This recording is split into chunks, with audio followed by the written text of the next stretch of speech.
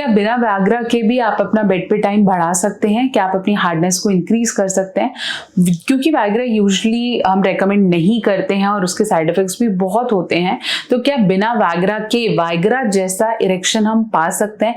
ऐसी कौन सी चीजें हैं जो हमें अपने नॉर्मल और कैजुअल सेक्स में इंक्लूड करनी चाहिए जिससे आपका टाइम परफॉर्मेंस बेटर हो जाए? चलिए इसके बारे में बात करेंगे। चैनल पे नए हैं सब्सक्राइब करें और ऐसी बहुत सारी वीडियोस के लिए कनेक्टेड रहें।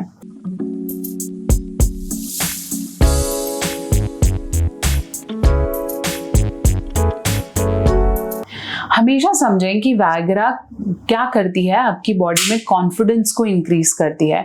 वो लोग जो जैसे पहली बार कर रहे होते हैं या जिन्हें अपने ऊपर कॉन्फिडेंस नहीं होता, वो लोग वैग्रा या किसी मेडिसिन सप्लीमेंट के ऊपर जरूर पॉपअप करते हैं।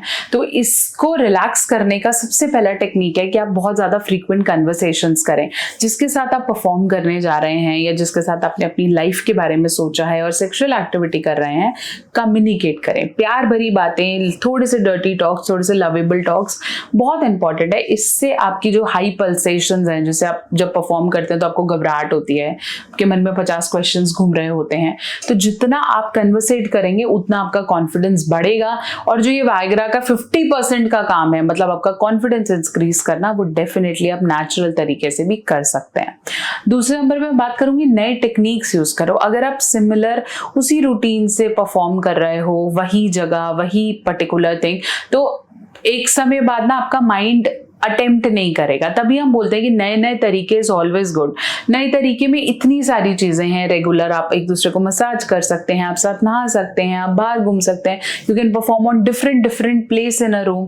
तो ये सब जैसे आप करेंगे तो आपको थोड़ा सा स्पाइस अप होगा, कॉन्फिडेंस इंक्रीज होगा। और आपको पता है कि जब आप अलग जगह पे करते हैं तो डेफिनेटली अलग तरीके से कर पाते हैं। हर पोजिशन आपको नया, जैसे हम बोलते हैं कि नए चीजों के बारे में बताती है। तो when you do at different place, आपका जो अंदर से इंटरेस्ट है या पावर है या करने की जो वो स्टेमिना है वो बढ़ेगा।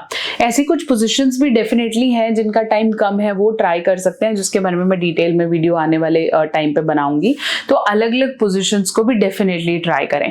अगर अभी तक आपको नहीं पता है कि कौन कौन सी पोजीशंस हैं और उसके बारे में आपको नई नॉलेज है, तो आप बाय कर सकते हैं मेरी book that talks about 51 positions in sex time. ये पोजीशंस के चार्ट के साथ इसमें यहाँ पिक्चर्स भी हैं, लिखा भी हुआ है दोनों पार्टनर्स को क्या कॉन्ट्रीब्यूशंस करने हैं।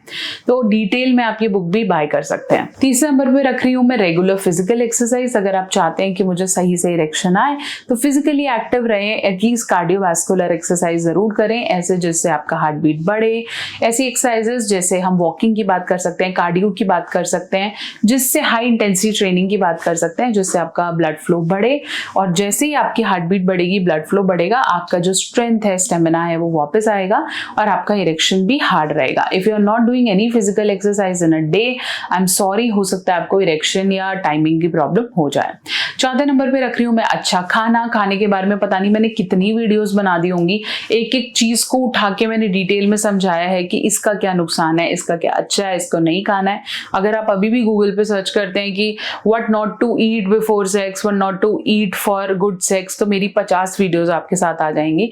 बहुत सारे ऐसे खाने की चीजें हैं जिनको आप इंक्लूड करेंगे तो वो बेटर है, जैसे कच फ्रूट्स, जैसे अनानास है, अनार है, टमाटो है, खीरा है, इन्हें आप इंक्लूड कर सकते हैं। ड्राई फ्रूट्स बहुत सारे हैं जिन्हें आप इंक्लूड कर सकते हैं। तो धीरे धीरे उनका सेवन भी आपके स्ट्रेंथ और स्टेमिना को इंक्रीज करता है। इसके अलावा जितनी भी फैटी फूड्स हैं या फिर हम अल्कोहल स्मोकिंग की बात करते हैं, ये धीरे धीरे हमारे स्टेमिना को घटाती रहती है।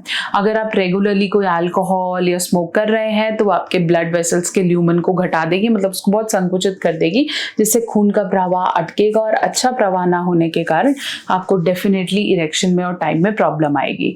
बहुत सारे लोग जब वैग्रा का सेवन करते हैं तो काफियों को तो डेफिनेटली रिजल्ट आता है और काफी कहते हैं मैम हमें लेके भी फर्क नहीं पड़ा। तो अगर आपकी ये डाइट हैबिट्स ठीक नहीं है, लाइफस्टाइल्स अच्छे नहीं है, तो आप चाहे वैग्रा का रेगुलर कंजम्पशन भी कर रहे हैं तो भी वो आपको इरेक्शन नहीं देता।